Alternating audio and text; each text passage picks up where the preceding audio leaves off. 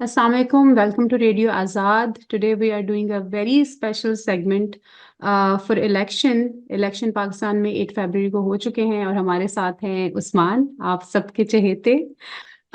Usman, elections के बारे में बात हो रही है, आप वहां पर हैं और जैसा कि हम सब जानते हैं कि आपने अपना स्टे जो है प्रोलॉन्ग किया था सिर्फ इसीलिए कि आप वोट डाल सकें।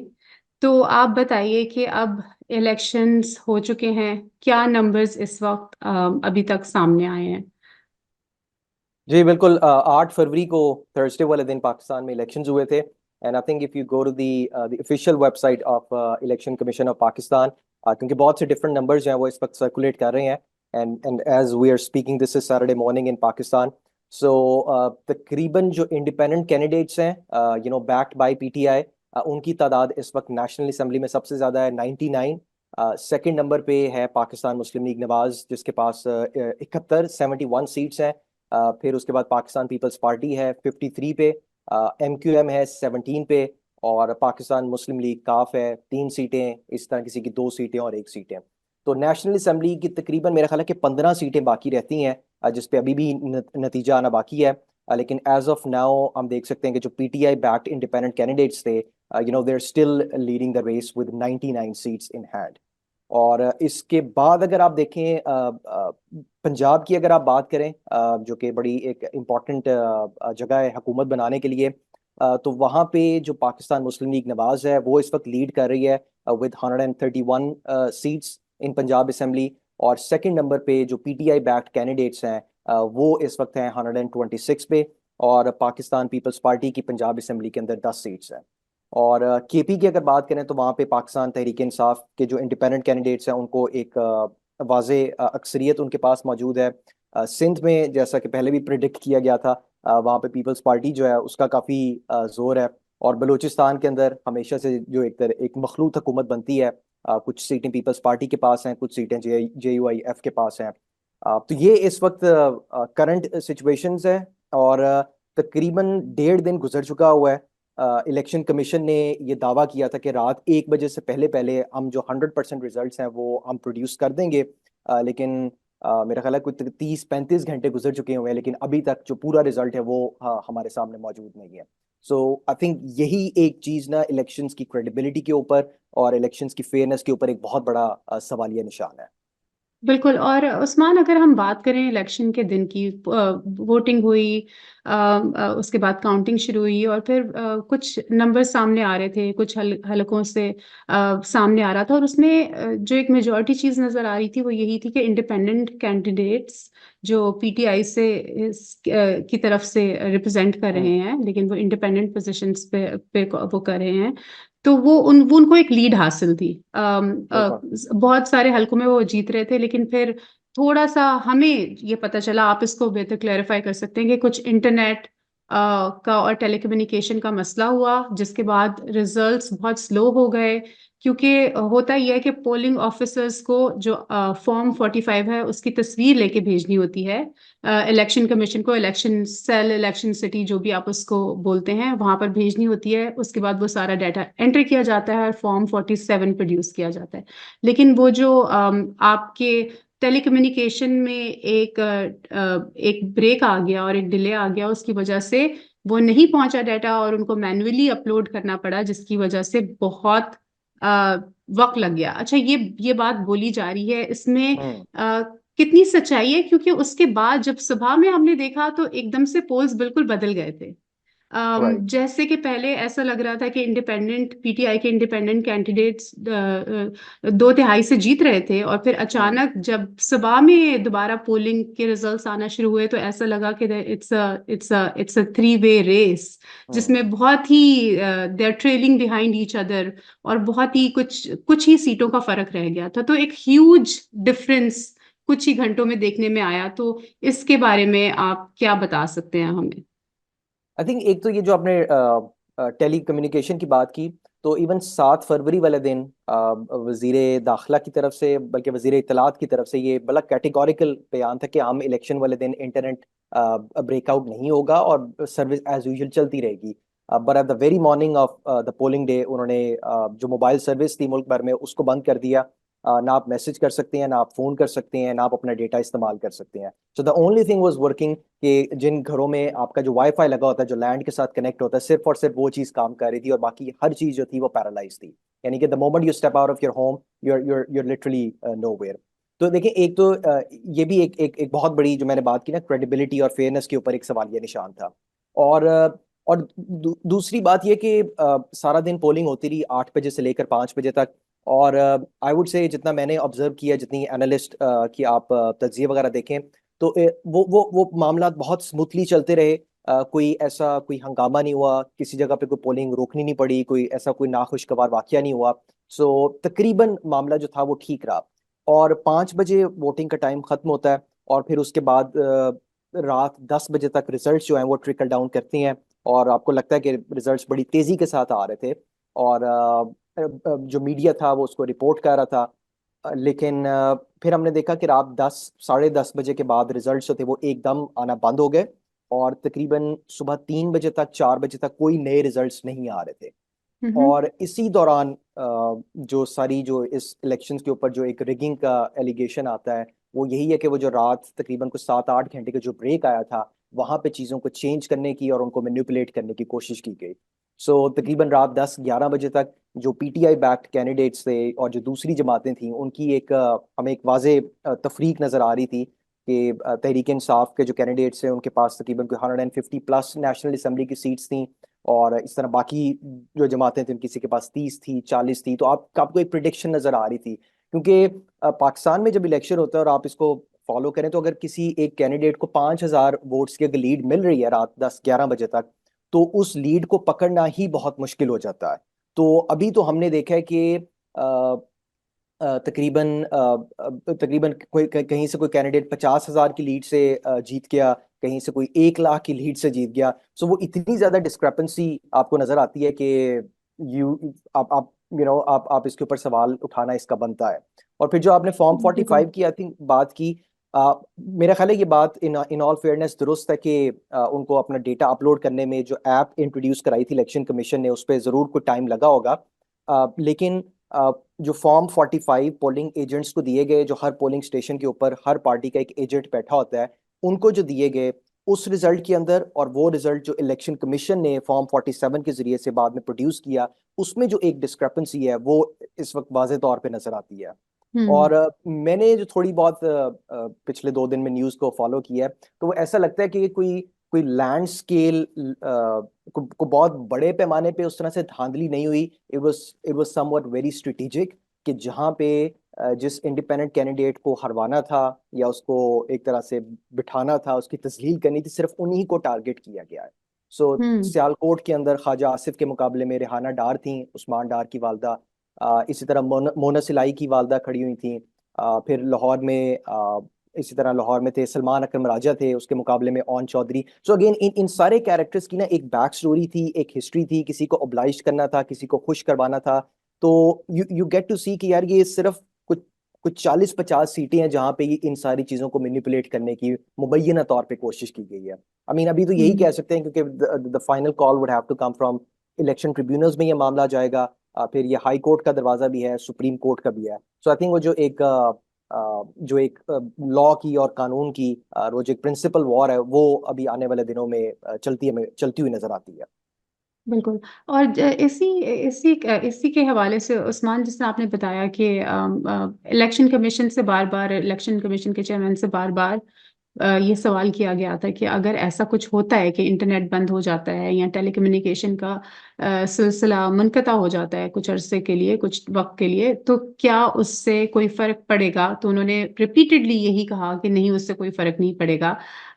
लेकिन फिर वैसा ही हुआ। और उसके साथ साथ एक चीज़ जो बड़ी इंटरेस्टिंग लगी सबको, कि मियां नवाज शरीफ ने अपनी जो है विनिंग स्पीच दे दी। हम्म। और अभी सारे पोलिंग के रिजल्ट्स भी नहीं आए थे। तो उसको जो अगर आप उसको देखें, और फिर अगर आप रिगिंग के बारे में, जिस तरह इलेक्शन रिगिंग के बारे में बात हो रही है, तो उसका भी एक आपस में कनेक्शन नजर आता है। I mean not only Nawaz Sharif ने कल रात को दी, यानी कि आज से हम्म। तकरीबन 12 घंटे पहले, इलेक्शन डे वाले दिन रात तकरीबन 11-12 बजे एमक्यूएम ने कराची से अपनी अपनी विनिंग स्पीच वहां पे की थी, विक्ट्री स्पीच की थी। और वो तो बकायदा इस हद तक चले गए थे कि भाई अवाम ने हमें ये मैंडेट दे दिया है, हम अल्लाह का शुक्र अदा करते हैं। और उन्होंने आगे का जो लाएअमल है उसकी बकायदा तैयारी का अंदिया उन्होंने अपनी स्पीच में दिया था। सो वहां पे भी खास तौर पे मैं ये बताना भूल गया कि कराची के अंदर भी स्ट्रेटेजिकली MQM को और PTI को जो सीट्स मिली हैं, और क्योंकि अगेन जो अर्बन एरिया है वहाँ पे PTI की जो PTI का जो जो रुझान है, उसका जो वोटर है वो बहुत ज्यादा है। चाहे लाहौर है, हम्म कराची है, हैदराबाद है, सिंध के जो इंटीरियर इलाके हैं वहाँ पे तो चले कुछ ना कुछ मामला आप तय सेट कर लेते हैं, लेकिन not in Karachi and Hyderabad. तो उसके हम्म बाद फिर रात को नवाज शरीफ ने अपनी जो विनिंग स्पीच थी वो दी। और उसके अंदर भी तमाम चैनल्स एक तरफ उसकी विनिंग स्पीच दिखा रहे थे, और दूसरी तरफ जो चैनल्स के ऊपर जो इलेक्शन रिजल्ट्स आ रहे थे उसमें क्लियरली पता चल रहा था कि जो इंडिपेंडेंट्स हैं वो eight the moment while he was giving the victory speech वो उनकी तादाद नवाज शरीफ और नून लीग से ज्यादा थी। तो तो देखें, अगर आप मीडिया फॉलो कर रहे हो, पाकिस्तान के तकरीबन 30 न्यूज़ चैनल्स हैं, और उसके अंदर बहुत से ऐसे एंकर्स हैं, सहाफ़ी हैं जो जिनकी नून लीग के साथ एक सिंपथी है, वो लोग भी ये कहने पे मजबूर हुए हैं कि ये कुछ चीज़ हमें बनती हुई नजर नहीं आ रही कि आप किस बिरते पे विक्ट्री स्पीच दे रहे हैं जब इंडिपेंडेंस की तादाद आपकी आपकी पार्टी की तादाद से ज्यादा है। अनलेस कि उनके जहन में कोई ऐसा अब ये एक हरबा है, एक नेक्स्ट मूव है कि चलें अगर हमारे नंबर तो पूरे अगर नहीं होते, कुछ सीट्स रह जाएंगी, तो हम जो इंडिपेंडेंट्स हैं हम उनको हम्म तोड़ेंगे। तो एक दफा फिर बिल्कुल अनफॉर्चुनेटली आपको नजर आएगा कि पाकिस्तान की जो जो जो सियासतदान है उनकी उनकी बोलियां लगेंगी, एक बकायदा मंडी लगेगी, और उनको उनको पैसा खिलाया जाएगा, जिस तरह से भी उनको ट्रैप करने की कोशिश की जाएगी। आई थिंक ये उस चीज की तरफ भी एक इशारा करता हुआ हमें नजर आता है। बिल्कुल ऐसे ही है Usman. I agree with you. और उसमें आई थिंक थोड़ा सा ये जिस तरह बहुत ज्यादा ये डिबेट रही 2018 के इलेक्शंस में भी, उससे पहले 2013 के हम्म। इलेक्शंस में भी, सिलेक्टेड वर्सेस इलेक्टेड, कि हमारे हम्म। हमारे जो लीडरान हैं क्या वो सिलेक्टेड होते हैं या इलेक्टेड होते हैं। और बहुत बहुत ज्यादा इस चीज पे डिबेट होती रहती है। जिस भी पार्टी का, जो भी पार्टी नहीं जीत पाती उसके सपोर्टर्स यही दावा करते हैं कि ये सिलेक्टेड था। हम्म। तो आई थिंक उस चीज में कि जब कि मीडिया पे आ रहा है कि एक पार्टी इंडिपेंडेंट जो उम्मीदवार हैं, was it more than a election campaign strategy कि उन्होंने एक स्पीच दी? एक तो ये होता है, हमने देखा है इलेक्शंस में ऐसा कि मोरल डाउन करने के लिए दूसरी पार्टी के सपोर्टर्स का ऐसी ऐसी बातें की जाती हैं, ऐसी स्टेटमेंट्स हम्म। दी जाती हैं। लेकिन do you think it's more than that? क्या सिलेक्शन की तरफ सिलेक्शन हो चुकी है, या कुछ ऐसा आपको ऐसी वाइब नजर आती है, या जो आप मीडिया को भी जिस तरह आप फॉलो कर रहे हैं और आप वहां पर हैं, आप लोगों से बात कर रहे हैं, लोग इस बारे में क्या सोच रहे हैं कि क्या लगता है कि सिलेक्ट हो चुका है प्राइम मिनिस्टर? आई थिंक ये बात तो एक हद तक इसमें अनफॉर्चुनेटली हकीकत है कि सिलेक्शन वर्सेस इलेक्शन का जो कॉन्सेप्ट है ना, ये मेरा ख्याल है पिछले जब जब से पाकिस्तान बना है, पिछले 50 साल से जब से इलेक्शंस हो रहे हैं, तो ये चीज़ ज़रूर कहीं ना कहीं अनफॉर्चुनेटली पाई जाती है।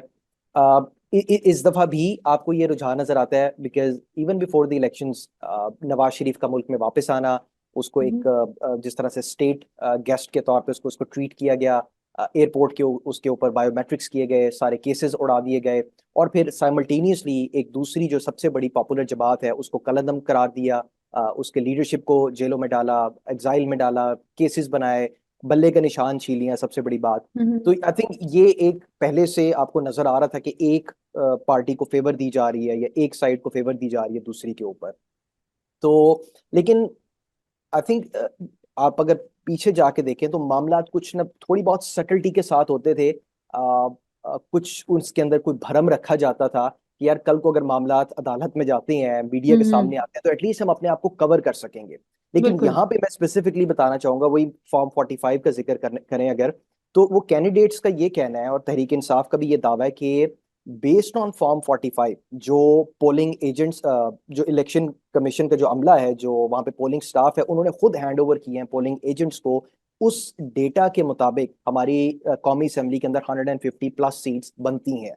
मतलब कि ये हम्म कोई हवाई बात नहीं है। और बहुत से कैंडिडेट्स हैं जिन्होंने अपनी वीडियो शेयर की हैं, और अपने सामने वो सारे फॉर्म 45 रख के बैठे हुए हैं, क्योंकि हर पोलिंग स्टेशन से उनको एक एक फॉर्म 45 मिलता है, और वो कह रहे हैं कि भी इसके मुताबिक हमारी इस हल्के में इतनी लीड है, लेकिन आगे जाके नतीजा जो है वो वो बदल गया। तो हम्म तो आई थिंक ये मामला जब अदालतों में जाएंगे, ट्रिब्यूनल के सामने जाएंगे, तो मेरा नहीं ख्याल कि बहुत ज्यादा देर खड़े रह सकते हैं। तो इस वजह से इलेक्शन सिलेक्शन आपको नजर आती है। आई मीन सिलेक्शन का एक वजह ये भी है, शायद हमने पहले जिक्र किया था कि नवाज शरीफ को वापस लेके आना, और इवन उसने अपनी विक्ट्री स्पीच के अंदर भी ये जिक्र किया कि हम अपने नेबर्स के साथ अच्छे ताल्लुकात रखना चाहते हैं। सो बिल्कुल। वी हैव बीन सीन के जिस तरह से हिंदुस्तान के साथ एक दोस्ताना मामला चलाने की कोशिश की गई है नवाज शरीफ की तरफ से, और उसके पीछे एक पूरी एक एक आलमी एजेंडा है, एक रीजनल जियोपॉलिटिकल स्ट्रेटजी है कि हमने चाइना को काउंटर करना है इंडिया के साथ मिलके, हमने अमेरिका के हम्म। बेस कैंप में जाके बैठना है अगेंस्ट रशिया। वो एक लंबी जियोपॉलिटिकल स्ट्रेटेजिक बहस है। बट ये मामला हैं जो आपको वाज़ेह तौर पे इस वक्त नजर आ रहे हैं। लेकिन आई थिंक मामला इतना इजी नहीं है, क्योंकि इस दफा जितनी आवाम की बड़ी तादाद निकली है, जितने लोग एंथुजियास्ट थे इस वोट को लेके। आई मीन मैं खुद एक पोलिंग स्टेशन पे बाहर जो वोटर पर्चियां बनाते हैं, मैं तकरीबन सारा दिन वहां पे था, एंड आई हैव सीन अपनी आंखों से कि यार अमेरिका से कोई वोट डालने आया है, कोई कनाडा से वोट डालने आया है। और इस दफे उन्होंने ये भी किया कि एक फैमिली के जो वोट्स हैं उनको मुख्तलिफ पोलिंग स्टेशन के अंदर उनको स्प्रेड कर दिया। तो बहुत से लोग जो थे वो दूर दराज इलाकों से यहाँ पे आए कि भाई एक वोट हमारा यहाँ पे है और बेगम का वोट वहां पे था। सो आई हम्म। थिंक अवाम का जो इस दफा एक रुझान है, उसको इतना ब्लेटेंटली उसको रिजेक्ट करना, ये मेरा ख्याल है इतना आसान शायद नहीं होगा इस दफा। बिल्कुल। And I think all the hats off to all the young voters, क्योंकि शायद एक्सपेक्टेशंस नहीं थी और उस तरह से गेज भी नहीं किया, क्योंकि मिलिट्री एक बहुत बड़ी पार्टी है। They are not hmm. They don't participate in elections, but they run the elections and they run the country, we all know that. तो उसमें शायद वो गेज नहीं कर सके यंगर पॉपुलेशन को, और वो एक्सपेक्ट नहीं कर रहे थे कि इतना टर्नओवर होगा। So I think hats off to all the young people who made all the efforts to go out and vote. And I completely agree with you. मैं बहुत सारे लोगों को पर्सनली जानती हूँ जो आयरलैंड से, दुबई से, कुवैत से 2-2 दिन के लिए, 3-3 दिन के लिए फ्लाई करके गए हैं सिर्फ वोट डालने के लिए, और आई थिंक उसका रिजल्ट भी हमें नजर आ रहा है क्लियरली। और इसी आई थिंक ये बहुत जरूरी था लोगों को बाहर निकलना और अपनी आवाज उठाना। और फाइनली इस बार के इलेक्शंस जो बहुत यूनिक हैं, वो इस वजह से भी हैं कि लोगों ने अपने वोट का इस्तेमाल किया है, और वो हमें नजर आ रहा है, उसके उसके रिजल्ट्स हमें नजर आ रहे हैं। एंड आई थिंक आगे इट जो भी मेक होगा। सेंस, ये जो आपने कहा ना गेज नहीं उन्होंने किया, क्योंकि आप देखें कि पाकिस्तान मुस्लिम लीग नवाज हो गई है, पीपल्स पार्टी है, JUIF है, MQM है, मतलब कि इन लोगों की सोशल मीडिया के ऊपर प्रेजेंस तो है, प्रेजेंस जो है वो ना होने के बराबर है। और अनफॉर्चुनेटली पिछले कुछ दिन पहले आर्मी चीफ ने ये बयान दिया जहां पे उन्होंने सोशल मीडिया को एक शैतानी मीडियम के साथ तशबीह देने की कोशिश की, और उन्होंने कहा कि भाई लोग यहाँ पे बैठे हुए हैं और वो दुनिया को गुमराह कर रहे हैं, हमारे हम्म। हमारे माशरे का ये बहुत बड़ा नासूर है जिनको कंट्रोल करना बहुत बहुत जरूरी है। तो आई थिंक इनकी एक एक ये जो एक साइकोलॉजी है, माइंडसेट है, कि शायद सोशल मीडिया के ऊपर बॉट्स बैठे हुए हैं जो चीज़ों को मैनिपुलेट करते हैं और चीज़ों को ट्रेंड में लेके आते हैं, और एक खास बयानिया वहाँ पे बनता है। But this is not the case, क्योंकि पाकिस्तान में तकरीबन 24-25 करोड़ की आबादी है।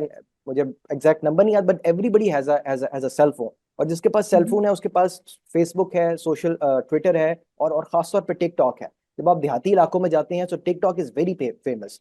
तो ये जो ग्राउंड रियलिटी है ना, I think they have been utterly failed to understand hmm. कि लोगों की वो जो पल्स रिपोर्ट होती है वो क्या है इस हम्म। पूरे सिनेरियो के अंदर। बिल्कुल ठीक है, और बिल्कुल सही। आपके 24-25 करोड़ की आबादी है, और उसमें से आधे ऐसे हैं जो कि एलिजिबल टू वोट हैं, दे हम्म। वोटर्स। तो अगर आपने उस एक बड़ी परसेंटेज को नहीं गेज किया, तो definitely I think this is about time that they see कि लोग क्या आई मीन चाहते हैं। 12 crore 85 lakh to be exact जो इस दफा एलिजिबल वोटर था। और बिल्कुल। एक और चीज मैं यहाँ पे बस बताना चाहूंगा ऑन अ साइड नोट, कि हमारा जो यहाँ पे हल्का था NA 130, जहाँ से नवाज हम्म। शरीफ वर्सेस डॉक्टर हम्म। यास्मीन राशिद थी। तो अब डॉक्टर यास्मीन राशिद का जिस तरह से निशान था लैपटॉप, ठीक है ना, और वो हम्म। कौमी असेंबली की सीट पे लड़ रही थी।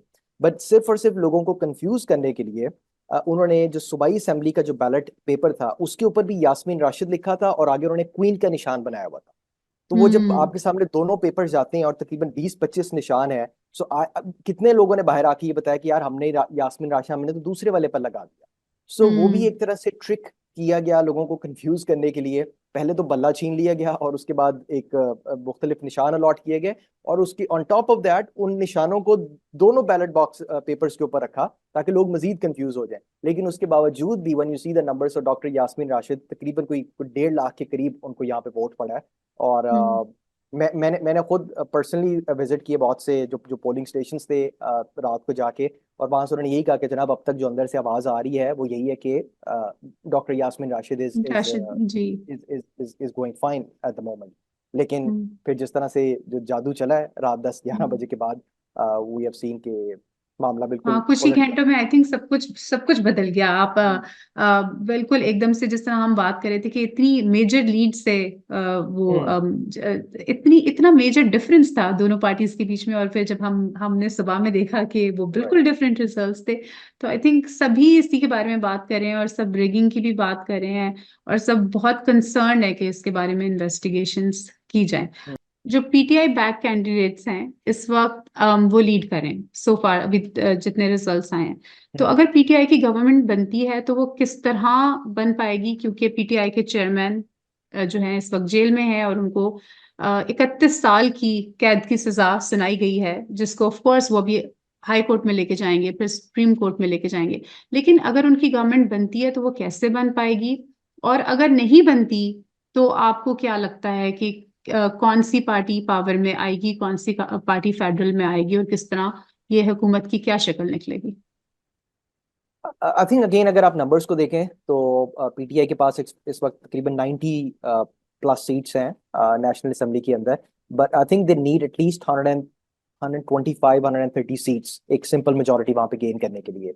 और तो as as of given moment PTI इस वक्त गवर्नमेंट में आती हुई नजर नहीं आ रही, अनलेस के ये जितना भी उनका क्लेम है कि हमारे पास जनाब 150 प्लस सीट्स हैं और इन सीट्स के ऊपर बकायदा डाका डाला गया और उनको मैनिपुलेट किया गया, जब तक देखें वो इशू रिजॉल्व नहीं होता तब तक पीटीआई एक तो मेजोरिटी में या गवर्नमेंट बनाने की पोजीशन में नहीं आ सकती। और दूसरी तरफ आपको नजर आ रहा है कि it's going to be PDM 2.0, क्योंकि नवाज यस। शरीफ की जो विक्ट्री स्पीच है उसमें उसने वाज़ेह तौर पे किया कि मैं अपने छोटे भाई मियां शहबाज शरीफ को ये मैंडेट देता हूँ कि वो दूसरी जमातों के साथ जाके, जिसमें उसने जरदारी साहब का नाम लिया, उसमें एमकेएम पाकिस्तान का नाम लिया, और एक आधा और पार्टी का नाम लिया। उन्होंने कहा कि जनाब हम उनके साथ जाके मुशावरत करेंगे और एक मखलूत हुकूमत हम बनाएंगे। तो यही मखलूत हुकूमत वो 16 महीने की चलती रही। सो आई थिंक ये एक उसी तरह की एक कॉन्टिन्यूएशन होगी जो आपको अगले कुछ दिनों के बाद या 1-2 हफ्तों के बाद आपको असेंबली के अंदर नजर आएगी। बिल्कुल। लेकिन असल जो सवालिया निशान है, और यही बात इलेक्शन से पहले भी की जा रही थी, कि अगर इनकी हुकूमत बन भी जाती है देन व्हाट इज नेक्स्ट, क्योंकि हम्म। मुल्क की इकोनॉमी कैसे बेहतर होगी, हालात किस तरह से ठीक होंगे। मुल्क के अंदर जो जो एक इन्फ्लेशन है, आई मीन हर महीने आप देखेंगे तो 40% प्लस इन्फ्लेशन चल रही है पिछले कुछ अरसे से। तो हालात बहुत ज्यादा गंभीर हैं, चैलेंजेस बहुत ज्यादा मुश्किल हैं। तो जब तक एक ऐसी गवर्नमेंट जिसके पास लोगों का मैंडेट नहीं है, लोगों की विल पावर उसके पीछे नहीं है, उनके लिए आना गवर्नमेंट में और आके हालात को ठीक करना, इट साउंड्स ऑलमोस्ट इम्पॉसिबल। अच्छा, और एक और ये चीज। एक्सपेरिमेंट हम बिल्कुल गो अहेड। नहीं, एक मैंने और वही कहा चीज कि उस्मान ये जी, एक्सपेरिमेंट हो एक और चुका हुआ चीज हमें जो नजर आ रही है कि पीपल्स पार्टी को भी अगर देखा जाए, पाकिस्तान पीपल्स पार्टी ने भी जब हमने सुबह दोबारा से पोलिंग देखनी है। शुरू की तो एकदम से उनके नंबर्स भी, उनकी सीट्स भी, I think they are very close to PMLN also. अगर एक सूरत हाल, क्या आपको लगता है कि इस डायरेक्शन में जा सकती है कि इंडिपेंडेंट कैंडिडेट्स पीपल्स पार्टी की तरफ जाएं और वो एक हुकूमत बनाने में कामयाब हो जाएं? जैसा बिलावल भुट्टो का भी अगर हम देखें, so there is a section of younger people who are willing to give him a chance, और वो उन्होंने he is the he has served as a youngest foreign minister for Pakistan, and क्या हम ऐसा, आपको लगता है कि इस डायरेक्शन में चीजें जाएंगी that we have him as the youngest prime minister as well? Okay, I just share one stat with you. तो बिलावल भुट्टो जो थे वो NA 127 जो लाहौर का हल्के वहां से इलेक्शंस के लिए खड़े हुए थे अपने। तो बिलावल को उस टोटल 15,005 वोट वहां पे पड़े हैं। हम्म टोटल 15,005 वोट। और जो नून लीग का कैंडिडेट अता तारड़ वहां से जीता है, हम्म उसको 98,000 वोट वहां पे पड़े हैं। 98,000। और इसके अलावा मलिक जहीर अब्बास है जो आजाद थे, एंड आई बिलीव ये पीटीआई बैक्ड इंडिपेंडेंट कैंडिडेट था, और इसको 82,000 वोट, 82,000 वोट पड़े हैं। So hmm 98,000, 82,000 all the way to 15,000। 15,000। At least Lahore की आवाम और इस हल्के की जो आवाम ने का ये फैसला है कि हमें बिलावल भुट्टो जरदारी अपने लिए कबूल नहीं है। तो ये एक आई थिंक इम्प्रेशन जनरेट करना कि बिलावल जो है वो नौजवान नस्ल की तर्जुमानी करता है, और नौजवान नस्ल उसके साथ नहीं नहीं, मैं बिल्कुल सिमिलेट करती है। तर्जुमानी करने की बात नहीं है, लेकिन मुझे लगता है कि अगर आप उनकी, अब इस वक्त आप उनकी सीट्स देखें, so they are very close to PMLN. हाँ, मैं बट उसी पे आ रहा सो था कि अगर इंडिपेंडेंट कैंडिडेट्स किसी के साथ मिलकर गवर्नमेंट बनाते हैं तो it could be either one. हाँ, ये पीटीआई के पास एक ऑप्शन है कि अगर तो बिल्कुल। उनको वो अपनी सीट्स नहीं मिल पाती जो उनका क्लेम है, हम्म, तो वन ऑप्शन दे हैव कि वो पीपल्स पार्टी के साथ हाथ मिलाए और उनके साथ इत्तेहाद कायम करके वो अपनी हुकूमत बनाने की पोजीशन में आ सकती है। बिल्कुल। लेकिन लेकिन ये होता हुआ तकरीबन तकरीबन नामुमकिन है। ओके। क्योंकि पीपल्स पार्टी अपने आप को वो एक तरह से शो करती है बार बार कि हम तो बहुत लिबरल हैं, हमने हमेशा जमहूरियत की बात की है, हमने हमेशा इंसानी हकूक की बात की है। But we should not forget कि 16 महीने की जो पीडीएम की गवर्नमेंट थी, peoples party was a part and parcel of that. और जो कुछ जुल्म सितम होता रहा तहरीक इंसाफ के साथ और पाकिस्तानियों के खिलाफ, उसमें पीपल्स पार्टी पूरी तरह से उसके शाना बिशाना थी। तो मेरा मेरा नहीं ख्याल कि पीपल्स पार्टी का इस वक्त पीटीआई के इंडिपेंडेंट्स के साथ कोई इत्तेहाद बनना चाहिए या बनता हुआ इवन हमें नजर आ रहा है। ओके। बिल्कुल ठीक है। एक एक चीज और, आई आई फील लाइक कि अगर ये अगर हम इसका फैसला भी नहीं कर पाए, क्योंकि it's all in the air still. Hmm. हमारे पास लीडिंग कैंडिडेट्स भी हैं, और लेकिन फिर भी किसी भी तरफ अभी एक प्रॉपर लीड के साथ एक भी गवर्नमेंट बनती हुई नजर नहीं आ रही। तो आपको क्या लगता है कि कब तक हमारे पास एक क्लियर कैंडिडेट्स जो है प्राइम मिनिस्टर की पोजीशन के लिए सामने आ जाएगा? I think it's hard to predict, लेकिन हम्म प्रॉब्लम ये है कि जितना हम इसको डिले करेंगे, क्योंकि अभी तक अगेन 2 दिन गुजर चुके हैं, पूरी 100% रिजल्ट्स नहीं आए, जितना ज्यादा ये डिले होगा उतना ही ज्यादा हम कंफ्यूजन का शिकार होंगे। तो और फिर ये जो सारा जोड़ तोड़ करना है, मखलूत हुकूमत बननी है, किसको कौन सी वजारत मिलेगी, किसको कहाँ पे ऑब्लाइज किया जाएगा, आई थिंक ये सारा अभी ये लेग वर्क करना है। उसके बाद ही ये लोग चाहेंगे कि पार्लियामेंट का जो इजलास है उसको बुलाया जाए। और hmm I think if you go back to 1970-71, जब पहले जनरल इलेक्शन पाकिस्तान में हुए, तो उस वक्त भी जो सबसे बड़ा चैलेंज था वो यही था कि इलेक्शंस हो गए थे, और वो जो सारा लेग वर्क जिसकी मैं अभी बात कर रहा हूँ वो नहीं हो पा रहा था, जिसकी वजह से सिचुएशन जो थी वो सिविल वॉर की तरफ चली गई थी। तो बिल्कुल। शेख मुजीब के पास एक क्लियर मेजोरिटी उस वक्त वहां पे मौजूद थी, लेकिन भुट्टो साहब और उस वक्त की जो मिलिट्री स्टैब्लिशमेंट थी वो नहीं चाहती थी कि शेख मुजीब जो है वो एक गवर्नमेंट बनाने की पोजीशन में आए। तो उन्होंने इजलास ही पार्लियामेंट का नहीं बुलाया। सो जितना हम्म ज्यादा ये डिले होगा उतना ही ज्यादा ये मुल्क के लिए नुकसानदेह है। But at the given moment it could take few weeks or even a month or so, I guess. Okay. और आपको जिस तरह इस बारे में हमने पहले भी बात की है कि जो लोगों की आवाज है वो पीटीआई के साथ है। और हम्म। अगर कुछ ऐसा होता है कि हम देखते हैं कि प्राइम मिनिस्टर पीएमएलएन से आ रहे हैं, तो बहुत ज्यादा एक फ्रस्ट्रेशन भी होगी, डिससेटिस्फैक्शन भी होगी, और कुछ मुल्क के हालात पर जो है कि आपको लगता है कुछ असरअंदाज होगा, क्योंकि पोलिंग तो बहुत स्मूथली चली गई, कोई रॉइट्स नहीं हुए, कोई बड़े मेजर झगड़े नहीं हुए। तो आपको क्या लगता है कि अगर ऐसी कोई चीज सामने आती है तो क्या सिचुएशन होगी, क्या लोगों का सेंटिमेंट है आई इस थिंक बारे में? सिचुएशन तो देखें, सिचुएशन तो अभी अभी भी टेंस्ड है। हम्म इकोनॉमी का बुरा हाल है, पॉलिटिकल स्टेबिलिटी नहीं है, और खासतौर पे आप अगर आप सिक्योरिटी की बात करें तो आई थिंक डेरा इस्माइल खान में कुछ दिन पहले कितने पुलिस वाले शहीद हो गए। हर रोज तकरीबन हर गुजरते दिन के साथ कहीं ना कहीं बम धमाका होता है, वहाँ पे सिक्योरिटी पर्सनल शहीद होते हैं। तो सिक्योरिटी सिचुएशन, इकोनॉमिक और पॉलिटिकल, की सारी सिचुएशन इस वक्त बड़ी गंभीर है। और इस पे मैं एक और बात करना चाहूंगा कि इलेक्शंस के ऊपर ये जो सवालिया निशान जिसकी हम बार बार बात कर रहे हैं, इस दफा इसको इंटरनेशनल मीडिया ने भी फॉर्चुनेटली हम्म बहुत ज्यादा हाईलाइट किया है। बिल्कुल। ठीक है, पहले भी रैगिंग होती थी, लेकिन इस दफा जो उनका जो रिस्पॉन्स है वो सिर्फ ना सिर्फ इलेक्शंस के ऊपर रिपोर्ट कर रहे हैं, but they are also going their way out to sort of investigate कि यार एक्चुअली ऑन ग्राउंड हुआ क्या है। हुआ तो अगर क्या, मैं कुछ राइट। कुछ न्यूज़ चैनल्स की मैं यहाँ पे जरूर नाम लेना चाहूंगा। रशियन टेलीविजन ने इस पे रिपोर्ट दी है, टीआरटी जो तुर्की का नेशनल मीडिया है, स्काई न्यूज़ है, अटलांटिक काउंसिल है, खलीज टाइम्स है, द इकोनॉमिस्ट है, द गार्डियन है। और फिर सबसे जो जो खुशाइंद बात है कि यूएस स्टेट डिपार्टमेंट की तरफ से एक बड़ी स्ट्रॉन्ग स्टेटमेंट आई है। सेनेट फॉरेन रिलेशन कमेटी ने इसके ऊपर अपने तहफ़्फ़ुज़ात का इजहार किया है। यूरोपियन यूनियन ने किया है। बहुत सी मुख्तलिफ इंडिविजुअल्स हैं मगरबी ममालिक के अंदर जिन्होंने इन सारी चीज़ों के ऊपर एक सवालिया निशान उठाया है। तो आई थिंक इन चीज़ों को हम ब्लेटेंटली इग्नोर नहीं कर सकते, क्योंकि आने वाले महीनों में जब पाकिस्तान को दोबारा आईएमएफ के पास जाना पड़ेगा, दोबारा अपने मगरबी हलीफों के पास जाना पड़ेगा, तो वहां पे ये चीज़ जाके बहुत मैटर करेगी कि अगर आपके पास पब्लिक मैंडेट ही नहीं है, अगर आप तो बिगिन विद मेजोरिटी में थे ही नहीं और आपने आपने अपनी गवर्नमेंट बना ली है, तो फिर हम हम्म। आपके साथ डील नहीं करेंगे।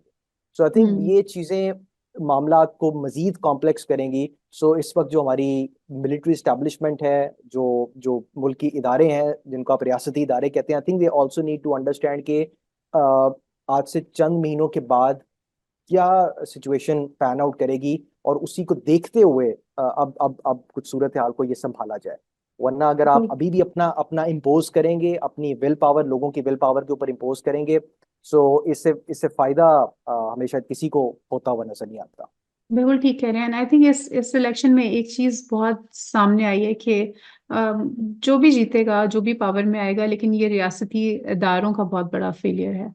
हम्म। This is their defeat. और उन्होंने देखा है कि किस तरह पाकिस्तान की कौम, क्योंकि there has been so much frustration building up, unemployment बहुत ज्यादा है, जो यंग लोग हैं, फाइनेंशियल फ्रस्ट्रेशन भी बहुत ज्यादा है।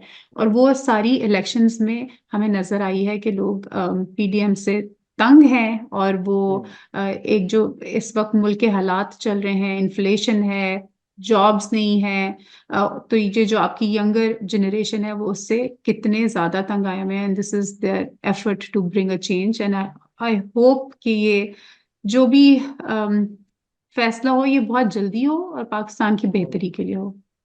बिल्कुल। आई think this is it basically, कि जितनी जल्दी हम पॉलिटिकल स्टेबिलिटी मुल्क में ला सकें, मुल्क के लिए, इकोनॉमी के लिए, और इस रीजन के लिए भी आई थिंक इस चीज़ की बहुत ज़रूरत है। बिल्कुल ठीक है। Thank you so much Usman for your time and for all the updates.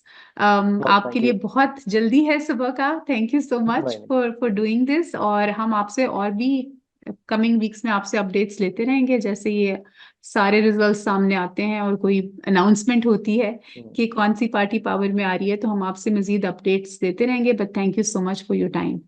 No, thank you. Always, बहुत शुक्रिया।